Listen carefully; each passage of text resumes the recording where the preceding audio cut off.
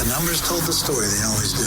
It's one of those idiots who believe in analytics. This is a numbers game with Gill Alexander on VSiN. Good Thursday morning to you. It is a numbers game at VSiN, the sports betting network, VSiN.com, Game Plus, iHeartRadio, YouTube TV, and of course, Sirius XM Channel 158. It's Gill Alexander. It's my little buddy Kelley Bydlon, everybody.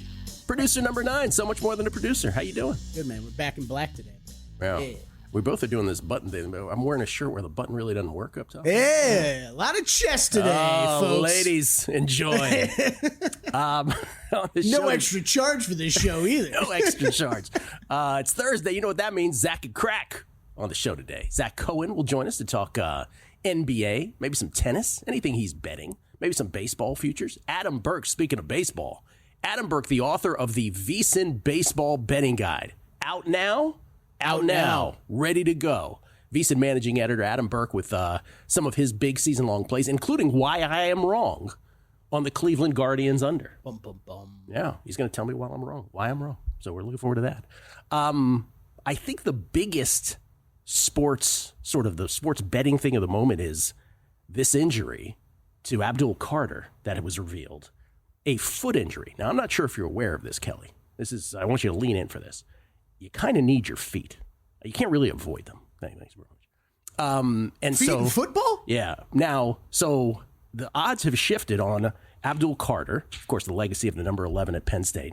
Linebacker Abdul Carter going number 1. He became the dog on this news. And this morning now, Adam Schefter saying, however, he will not need surgery. So a little bit of a tick back. So Abdul Carter, who drifted out to about plus 185-ish, now plus 170, currently looking at these numbers, to be picked number 1, currently the Tennessee Titans sitting in that position.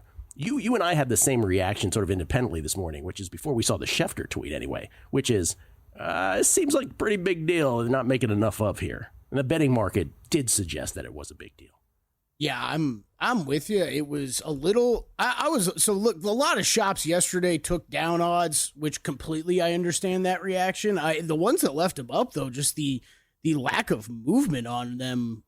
It was very small. I was surprising. I don't. There's a lot of questions about this to me because why do you go to the combine if you know you have an injury, right? This is going to pop up. Why don't you get out in front of this?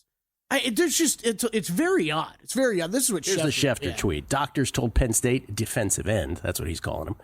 We'll see where he lines up as a pro. And projected number 1 pick Abdul Carter that after further scans on his right foot, surgery not advisable. Carter will work out at his March 28th pro day at Penn State. By the way, let me just say this. Surgeries on hands and feet, period, are not advisable. You want to do everything you possibly can to avoid those. But his pro day will be March 28th. Schefter goes on to say, and this is a quote from Carter's agent, Drew Rosenhaus, quote, I couldn't be more confident that this will be a non-factor where he's drafted. He will put on a show at his pro day, unquote. Well, what do you expect Drew Rosenhaus to say? And secondly, that part about the pro day is really the mark that we should think about, right? That's the day that matters, March 28th. It does. It just feels like there's a lot of this is too much of, hey, let me say something about how this is nothing. Let me say something about how there's nothing going on here. Would you make a bet? Here's the real question from a betting standpoint. Yeah. And this is just how you think this is going to go in terms of his health. So it's a complete speculation on how you think his pro day will go, probably. Will you ever get him at a longer number than this?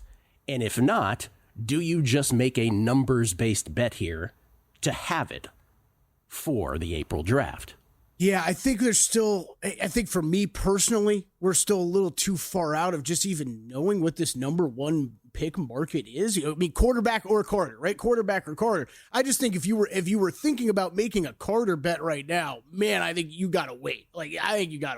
DraftKings has Cam Ward at minus 155, Abdul Carter at plus 185. At FanDuel, it's minus 135 for Ward, Carter plus 170 to go number 1. Travis Hunter, Shedeur Sanders, 3rd and 4th. Completely understand what you're saying.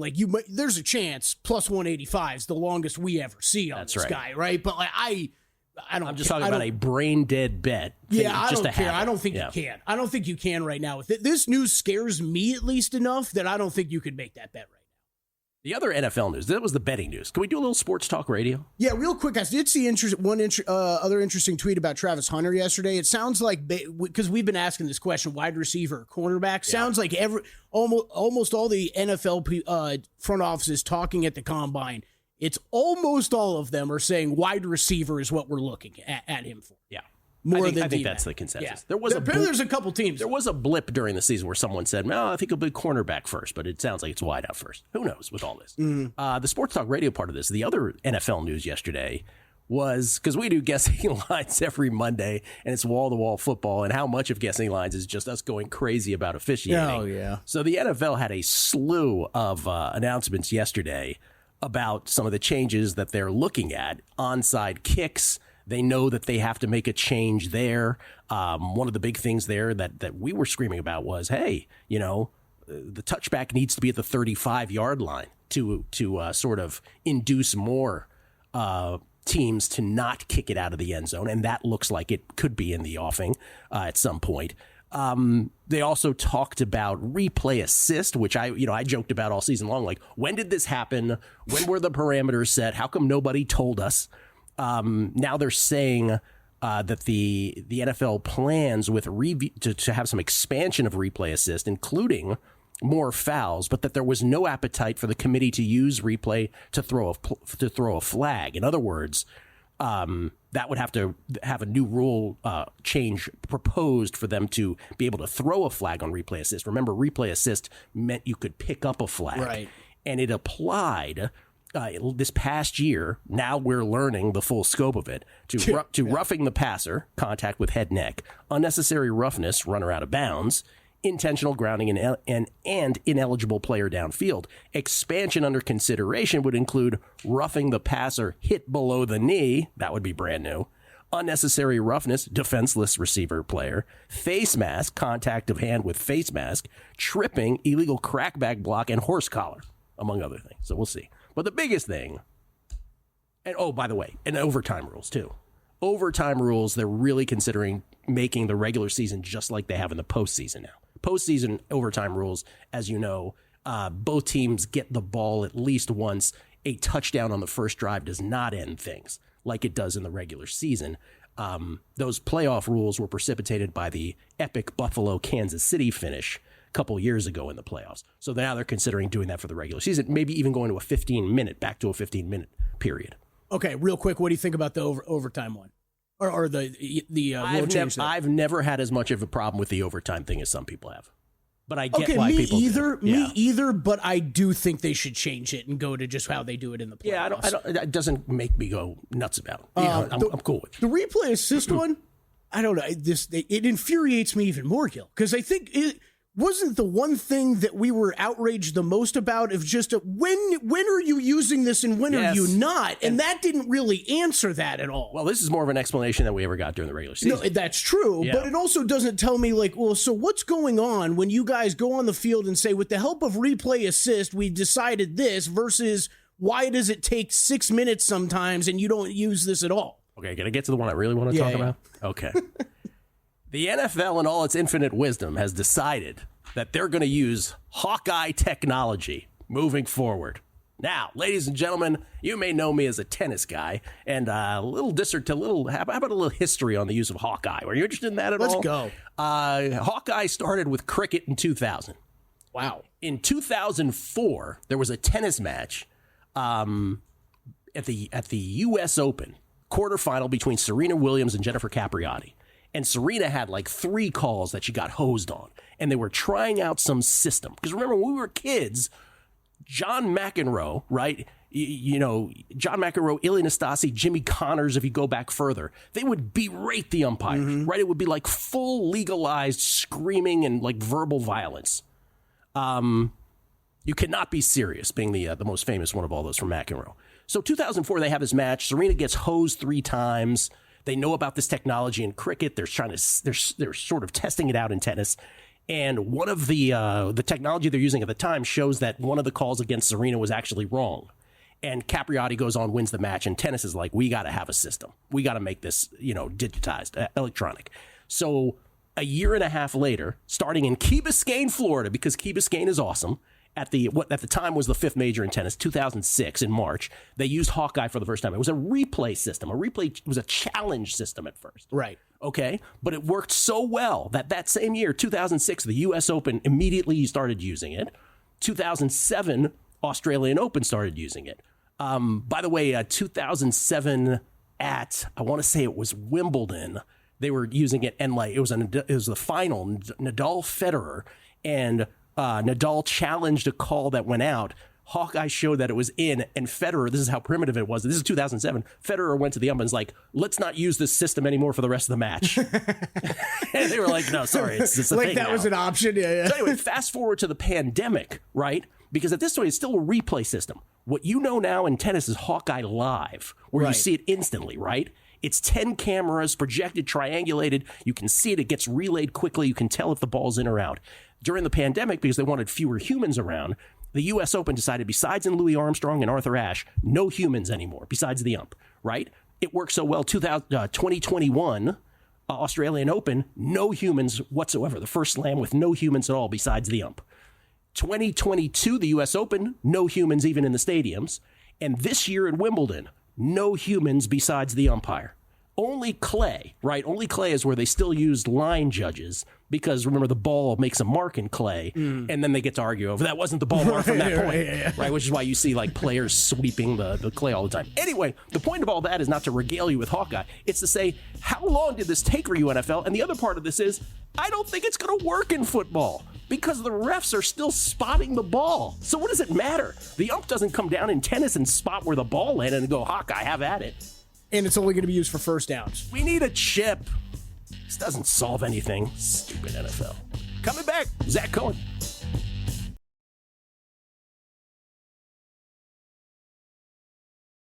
A numbers game on VSiN, the sports betting network. Back on a numbers game, where we give a riveting dissertation of the history of Hawkeye and why the NFL is so late in this. Let me just clarify also what I said at the end. What Kelley was saying is right. They'll use it for to determine if it's a first down. But on the previous plays in that sequence, they don't use it. So in the aggregate, what are we doing? It doesn't make any sense. I mean, if it's a second down play, and I went for 5 yards, but they get it wrong by a yard. Sorry, we're humans. You only went for 4. I don't. It just amazes me how the NFL comes up with these rules. Then sounds like they always have this cocky tone about it, right? Of like, well, we were doing this in the background last year. You just didn't know about it. So we gathered a bunch of data. Okay, so we know what's going on. And then you're like, well, what about this, and then we never get answers to it or anything. It is. I will say this: if they can ever perfect it, which they sounds like they're not quite there, but. We've only had tennis, just workshopping this for 20 years, 25 years now, almost 20 years to be exact. Does it come up ever today? Like it's a sea change in the sport. Yeah. Right? Like from when we were kids, it's a complete sea change, completely changed things. Why did it take the NFL this long to do anything about it? Because the only time it ever comes up in tennis now, there was a hardcourt tournament earlier this year where some of the players thought the triangulation itself was a little off. By the way, the margin of error is 2 millimeters on the whole thing. But they thought on this one court it was a little off. So I get it. But at the French Open, we will still have, I know you love this, Kelley, we will still have the umpire come off his chair. Love it. I love or her chair. She will dramatically walk right up to a spot and she will be like, out.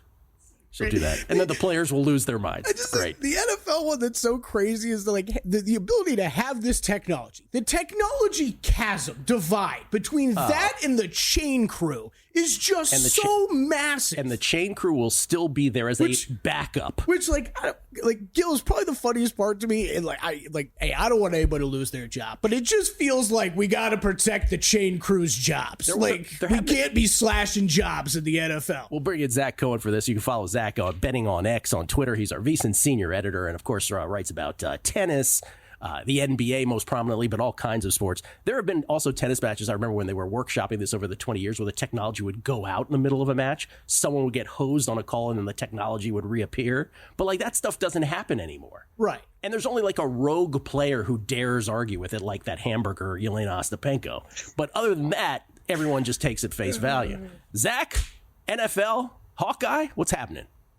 I guess I'd accept it. I mean, I'd rather see them try something than, we see these games get decided by really bad calls. Yeah, well, it's only taking 20 years is my point on that. Do you have any tennis plays today, globally? 5 tournaments.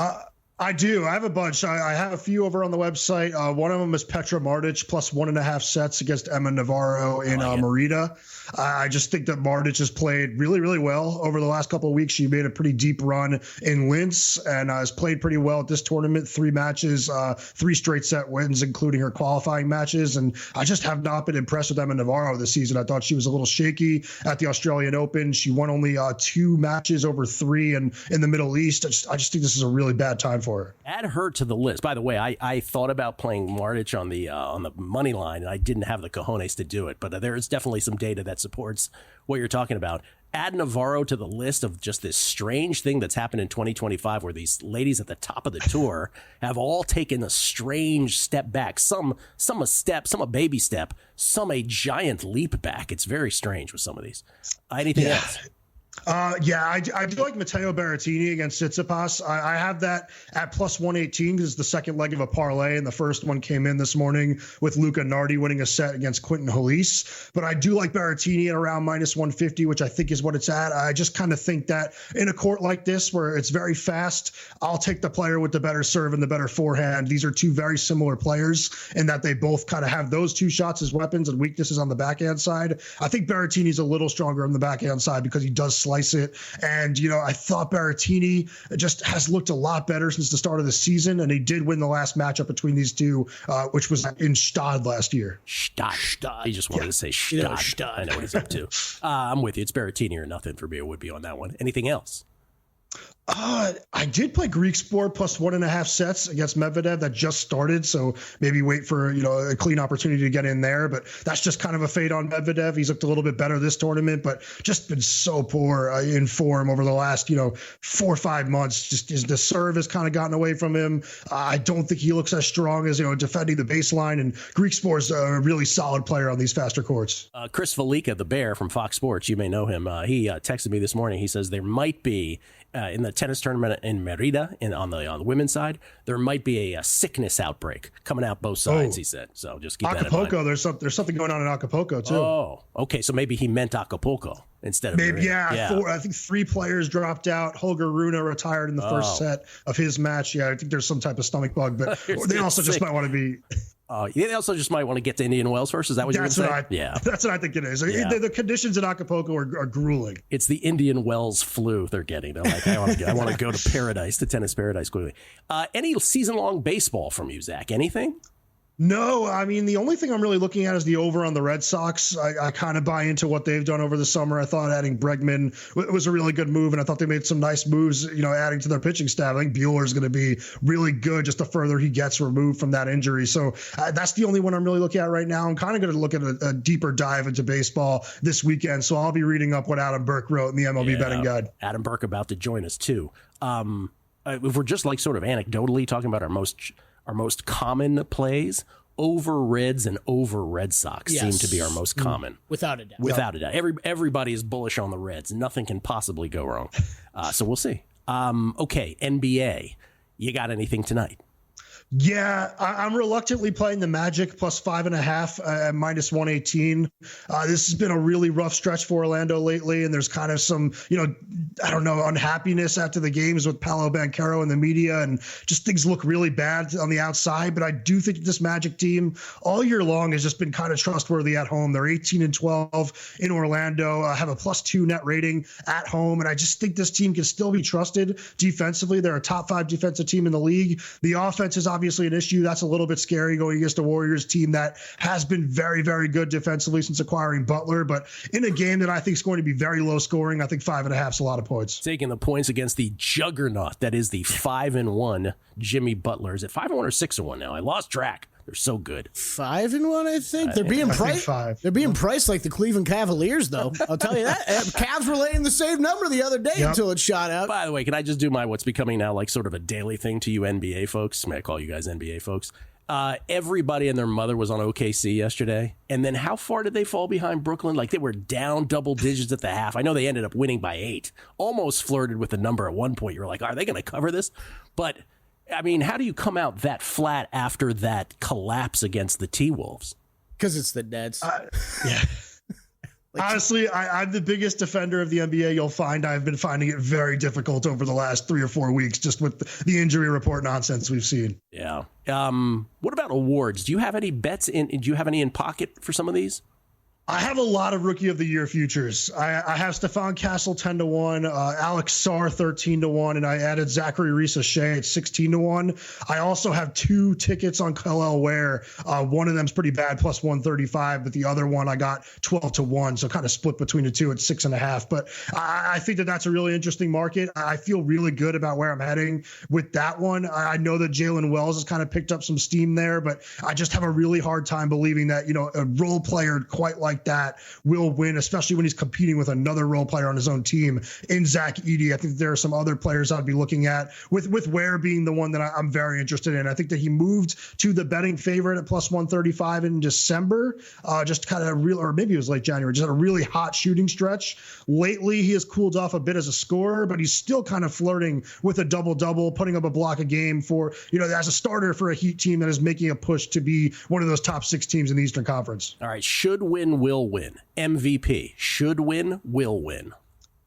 I think should win Joker, and I think will win SGA. I'm actually writing something up for the website that will be up this afternoon. I really think that the Joker's case is so strong. I have a hard time believing he should not win, but I know that there's voter fatigue. It's just crazy to deprive him in the best season of his career. I totally agree. Defensive Player of the Year, should win, will win. I think should win should be Dyson Daniels. I think it will be one of the 2 bigs. I'd probably lean Evan Mobley. Interesting. Okay. Man, Montesano's his head is exploding as he's listening to this. Okay, and then finally, most improved player, should win, will win. I think will win is Cade Cunningham. Should win with the current rules is Cade Cunningham. I am a firm believer in this award going to a lesser player that becomes a very good player out of nowhere.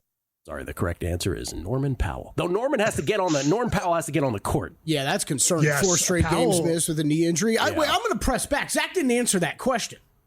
You didn't answer it of who was going to win. Who should win? He did. He said, I did. He said Cade and Cade.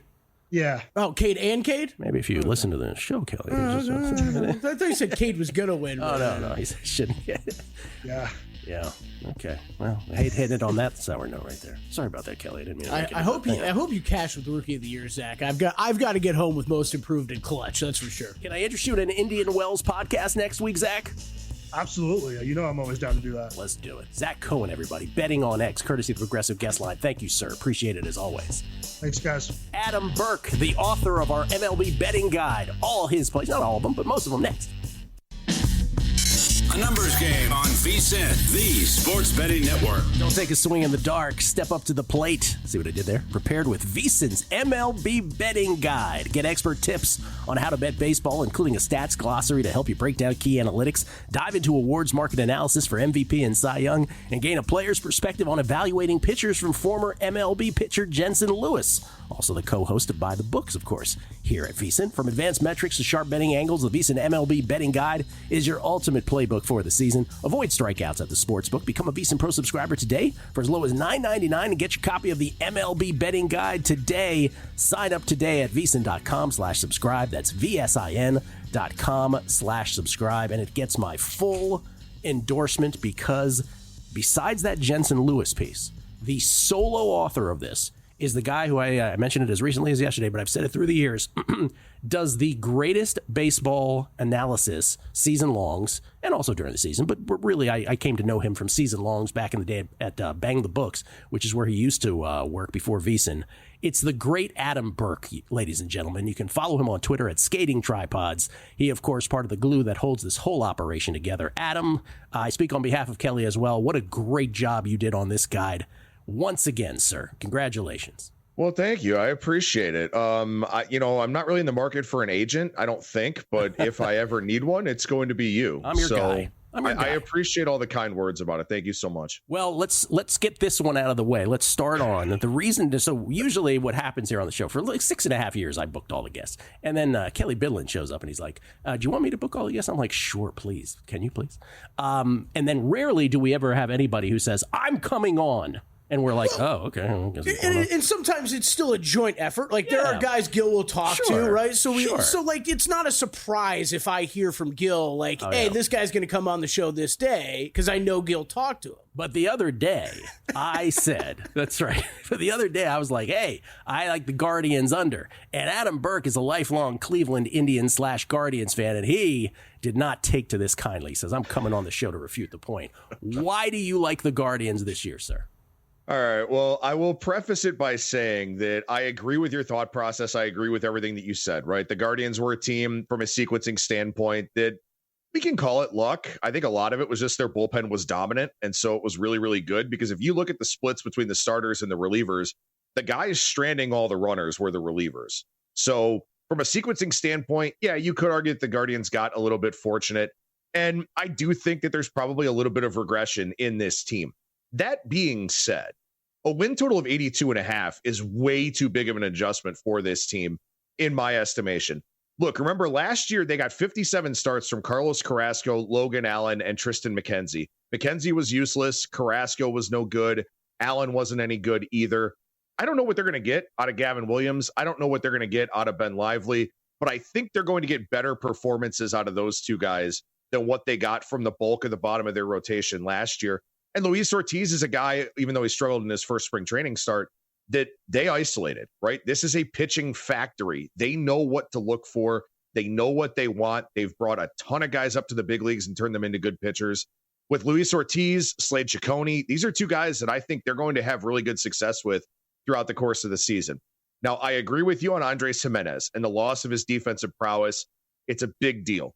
However, I think Juan Brito can be a better offensive player, and Juan Brito is just holding that seat warm for Travis Bazzana anyway, who's probably going to be up with the ball club sometime in June or July, their number one overall pick from a couple of years ago. And then the other thing is, yeah, they lost Josh Naylor, right? But Kyle Manzardo, I think, is a better all-around hitter than Josh Naylor. He'll be probably in a DH platoon with John Kenzie Noel. Carlos Santana's an upgrade at first. I think there's a lot of things to really like about the personnel of this Cleveland team.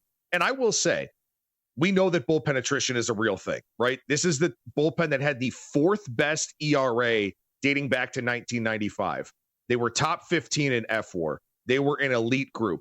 Yes, they could slip back a little bit with the long season that they had and all the workload, but they have so many arms back there, just a tremendous depth of arms that I think they'll be able to overcome it. And then finally, the last thing with this team, Stephen Vogt empowered every single player on that roster. And this is something I talked to Jensen Lewis about when he was in town a couple of weeks ago.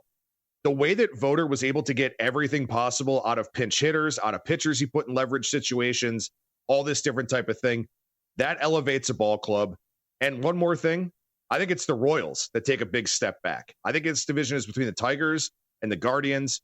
Give me Cleveland over 82.5. Yeah, I thought about a Royals over. I just couldn't get there. I'm with you with the Royals. Let's see if we can come to common ground, and then we'll move on from the Guardians. Do you agree with me that much of this will be determined by the first couple months? That, in other words, before the Biebers and the Frys of the world return, that the Guardians really need to tread water. They need to have Bybee be an ace. They need to have Lively not regress, right? They've got to have things, every baseball team, there's a spectrum, right? It all goes your way, it all goes against you, and then everything in between. They really need to stay afloat the first 2 months, don't they?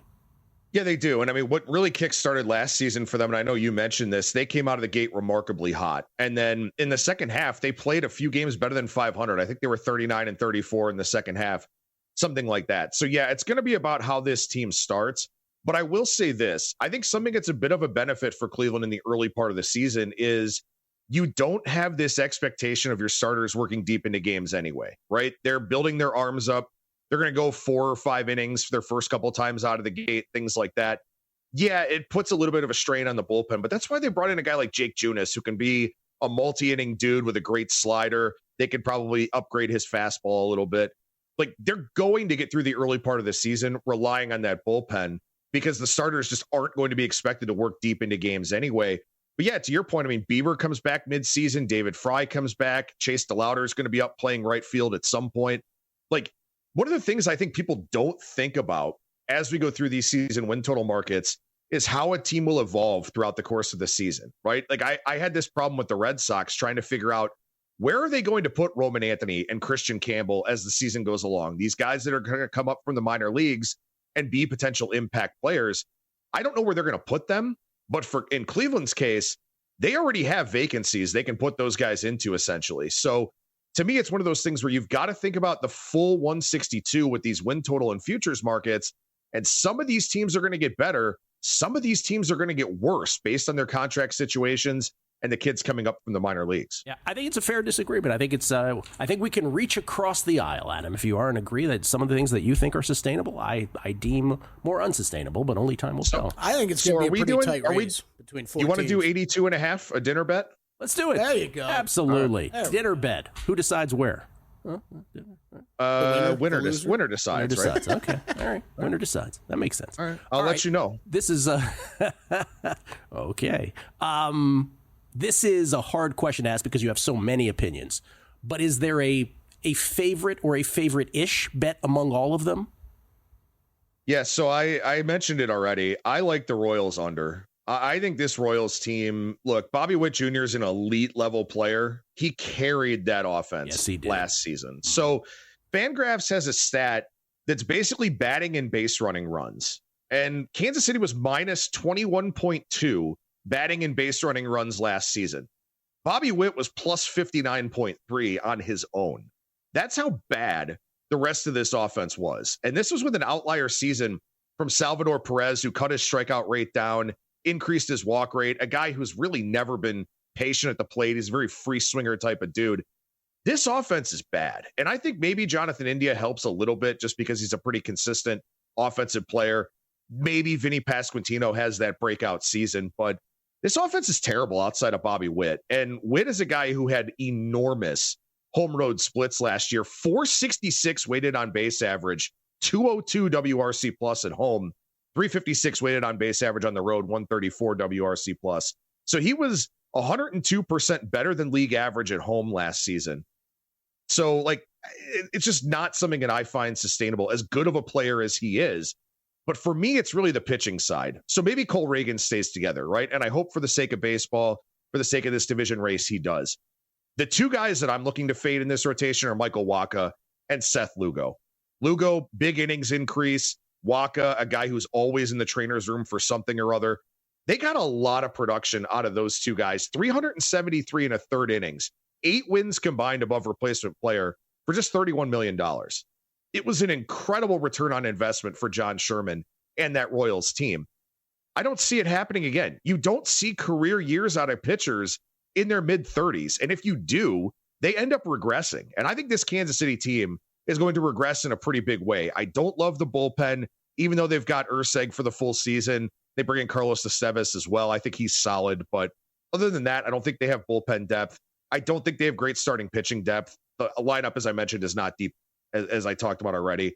I think this is the team in the Central that falls back. And I like them under 83.5. It's probably my favorite season win total bet of them all. I agree with almost every word of that. I had a Lugo ticket for Cy Young, and I still agree with the Lugo part. I just want to say this before we get to the second segment with Adam. We'll get more bets from him, maybe on an individual side. But this is such a great sort of advertisement for these monthly wins bets that we made every month last year. I had Cleveland the first couple months famously. You get to know a team because you end up watching them in these short segments so intimately, and you get to know their strengths, their weaknesses. I had the Royals a little later on, I think in August. That outfield is still suspect. I just don't see it with the Royals. I'm with you. Adam Burke, more baseball. It's a numbers game at VSiN, the Sports Betting Network.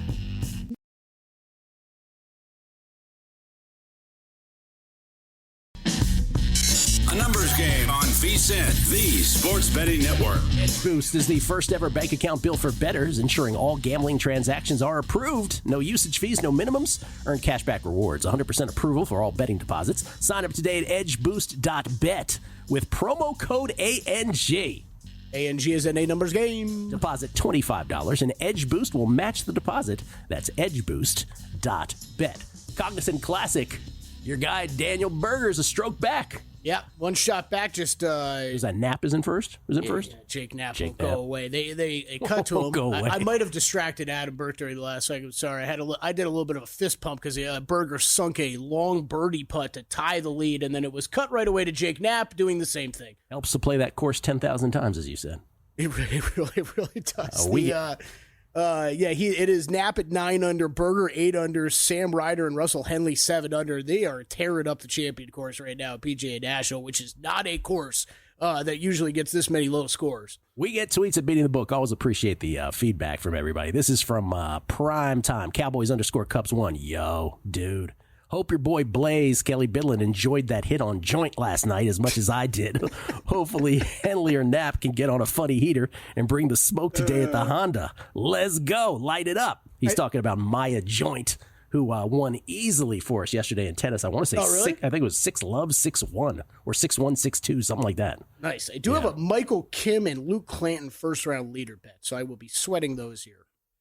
Kelley's like, forget your Maya Joint. Here's what I have coming up today. Paul, by the way, we do have a tennis play coming up later. By the way, the line went against us tennis play. Ooh. Yeah, so you get a better number than I will coming up here on the show. Paul Zhang, Zach and Crack are back, Jack. Yep, coming up. The crack part anyway. Jason H11. You guys trying out for Thunder Down Under after the show? That's a lot of chess you two got going on today. I'm just glad we did it on the same day. Yeah, man. We didn't even plan it. Brian Schaefer, man, Gill, this whole time I was not hearing you right. It's Bill Crackenberger. I thought it was Krakenberger. Yeah, only when you say it fast. Trip Tepper, is the usage of Hawkeye in football comparable to tennis? A tennis ball hits the court on every line call and has a binary result, in or out. How can Hawkeye spot a football that isn't momentarily static like a tennis ball hitting a court? Trip, exactly right. I don't know how they're going to do it. Rich PSM, Gill, the chip will accurately place the ball for first down location, but the refs still have to place it. And how the hell does that girl running in from the top of your TV know where the running back ended accurately? Couple of things. First part, it's exactly what I said about the refs still having to place it. The second part, why's it got to be the girl running in from the top of the screen? Why can't it be one of the guy refs? Officials. Andy V. Tyler Warren, tight end from Penn State, who's going to be in this year's NFL draft. He referenced John Riggins as his favorite player. That's why he wears 44. He's my new favorite player. Thank you, Andy V. Johnny Ringo, excellent choice for an agent for Adam Burke. The vacation time negotiated will be copious. And then Mark Goldberg tweets in, can you please make mention to Adam that he already has an agent? It's me, unless he fired me, and I was unaware, and I have to take him out of the inheritance. Great work with the baseball guide once again. I wonder if Adam's aware that he's in an inheritance there. James Sott, I'm not happy I'm missing this, but we'll replay when I get home. Adam Burke, tell Gill the Guards are winning more than 82. Cheap prop bets, making dinner bets on the Guardians and avoiding the VIG, as only true bettors would do. Yeah, we'll get more of your tweets later. Adam Burke, kind enough to join us for a second segment at Skating Tripods, once again, courtesy of the Progressive Guest Line, and the author of our MLB betting guide, our MLB baseball betting guide. Let's show that on screen. The Boys of Summer, tips and strategies on betting baseball. Available now at VSiN.com. Check it out. Adam, a team that very few people are talking about and you have a very strong opinion on is? Yeah, I just want to be clear real quick about the MLB betting guide that all 30 team previews are up exclusively at VSiN.com. We didn't put them in the guide because we didn't want to make the guide, 100 plus pages. But you can check out all the team previews over at VSiN.com, and there are clickable links in this year's baseball betting guide to go and get redirected to the website. So I just wanted to point that out there for everybody. The guide's got some of my future stuff, awards market stuff, things of that sort, which we may get to in a second. But yeah, a team that people aren't talking about, although you told me that Paul Sporer is talking about him, and I definitely like being on the same side as somebody who I respect as much as Paul Sporer, and that's the Washington Nationals. I mean, I think this offense has a chance to be pretty good. They brought in a real professional hitter in Nathaniel Lau. They brought in Josh Bell. I like both of those guys there. CJ Abrams had a bit of a breakout year last year. Dylan Cruz, their top prospect. He's going to be in the lineup likely from day one. Luis Garcia Jr. is a guy who took a big leap last year. I think this offense is going to be pretty decent. And the pitching staff, addition by subtraction, getting rid of Patrick Corbin. I mean, Corbin, I give him a ton of credit for eating a bunch of innings last year, but he was objectively terrible. And now they bring in guys with some upside, right? They've got Mackenzie Gore. DJ Hurst is a guy who can miss bats. Mitchell Parker's been kind of a league average type of starter. They'll get Trevor Williams back. We'll see what he's capable of, but he was throwing the ball real well before he got hurt. The one thing I have a concern with Washington, and this is a really important thing when you talk about season win total markets and betting overs, you want to back bullpens that are going to win the games they're supposed to win. I don't know who's going to get high leverage outs for this team. I think they're going to have to figure that out on the fly as they go. But 72.5 is a low number here for a team that I think is tremendously better on offense. Guys, last year, Washington, they were actually 10th in terms of number of plate appearances with a runner in scoring position, despite being 27th in weighted on base average with the bases empty.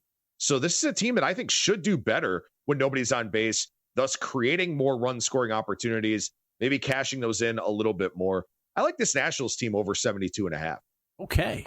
They'll be happy to hear that in Washington in a division that they may not compete for the title, but at least they a bullish prospect for the Nationals. What about individual, any market, whether it's an award, whether it's just a prop bet in a certain offensive category, maybe a pitching category? What do you got? Yeah, so my favorite Cy Young pick for this year is Spencer Schwellenbach. And he's 40-1 at DraftKings still right now, the Atlanta right-hander. I realize that, Chris Sale won it last year, and obviously, you run into a situation where Spencer Strider's coming back, but Schwellenbach is a guy, young arm. I'm not worried about the workload increase. He threw almost 170 innings last year, so bumping up a little bit more is not going to be a big issue for him. There are a few benchmarks you need to reach in terms of winning this award. You got to throw at least 170 innings. You got to have 200 strikeouts. Helps to be on a good team because you're going to get wins. ERA is a really important factor as well. And for Schwellenbach, the biggest thing for me is his pitch efficiency. He'll strike out a lot of guys, and he'll do it in pretty compact fashion, 3, 4, 5 pitch strikeouts, stuff like that. He doesn't walk anybody. He's a guy with a walk rate under 5% last year. In the second half, bumped his strikeout rate to 27.5% as he kind of learned the league, sort of learned his way through all the hitters and all of that. Atlanta, pitching factory, good offense. He's going to get some run support. I think Schwellenbach at 40-1. If nothing else, I think this price continues to drop as we go throughout the season. So you end up getting some built-in equity with that. But I think at 40-1, a guy who's going to throw 180 innings with over 200 strikeouts and a good offense and a good bullpen, I think he's very, very live to win the award. I like it. What about if I asked you the question that I ask, I think, every year around this time, which is, give me a team that you feel, and this is obviously the case in every sport, but in baseball, it's particularly interesting over 162 games, and the current playoff format, a team that can slip into a postseason, either AL or NL, that you think is just good enough, might be a buyer at the deadline, that could be worth some kind of futures play. Look, I mean, it's really difficult, right? Because the National League is super top heavy. I mean, if the NL representative in the World Series is anybody other than the Dodgers, Braves, Phillies, or Mets, I'll be stunned. That being said, I like this team on an annual basis. I think the Brewers at 50-1 are worth a look, right? If they win the Central Division, they're going to get at least one home playoff series. They certainly have a chance to win that. And then, we'll see what happens. I mean, it's a tournament of variance, right? I mean, the best teams usually win, but it's still a tournament of variance. I think Jackson Chourio is kind of a dark horse MVP guy as well at 35-1. I mean, he had a phenomenal second half. If he carries that second half through the full season, he's going to finish in the top 5 in MVP voting. If Christian Yelich is healthy, that's definitely going to elevate the profile of this offense. But I like some of the moves they've made, kind of retooling on the fly. They're a very athletic team. They're a contact-oriented team. They're a good defensive team. I know they're missing Willy Adames, but they'll find the power somewhere else. The starting staff is obviously the question every year for them, but the bullpen should be good. And honestly, the Cubs don't impress me that much. The Reds are kind of a high variance, wide range of outcomes type of team. The Pirates don't really have the offense yet. I think the Brewers have a very good shot at winning that division. And at 50-1, getting them into the playoffs with a home playoff series and a chance to maybe do some damage, I think that's a pretty good investment. I love it. Adam, always a pleasure. I hope we could talk baseball all season long. Obviously, Guardians and beyond. VSiN.com/subscribe. Again, become a VSiN Pro subscriber for as low as $9.99. You get your copy of the MLB betting guide today. We say this every betting guide. You are pretty much sort of the guy who sort of spearheads it, but this one is almost a solo work, with apologies to Jensen, who did his piece. So kudos to you again, man. Great job. No, I appreciate it. And look, I got to say this real quick. That month for $9.99, do it, because we're writing all 31 conference tournament previews plus our March Madness guide March 18th. Beautiful. Well said. Adam Burke, everybody, at Skating Tripods. Thank you, Adam. Appreciate it, man. Have a good one, guys. You too. Bill Krackomberger. That's how you pronounce it. He's next, right here at the Numbers Game at VSiN, the Sports Betting Network.